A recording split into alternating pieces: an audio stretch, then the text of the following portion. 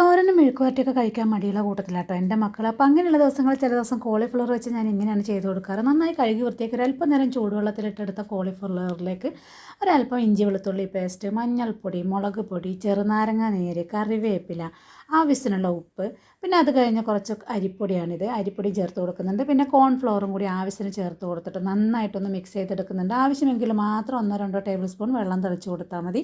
നന്നായി മിക്സ് ചെയ്തെടുത്തത് ഒരു 15 മിനിറ്റ് നേരത്തേക്ക് മാറ്റി വെക്കും. അത് കഴിഞ്ഞ് ഇത് നന്നായിട്ട് ചൂടായ എണ്ണയിലിട്ടിട്ട് നമുക്കിത് പെട്ടെന്ന് തന്നെ വറുത്ത് കോരി എടുക്കാം കേട്ടോ. ചൂടുവെള്ളത്തിലിട്ടതായതുകൊണ്ട് തന്നെ കോളിഫ്ലവർ അത്യാവശ്യം വെന്ത് കിട്ടിയിട്ടുണ്ടാവും.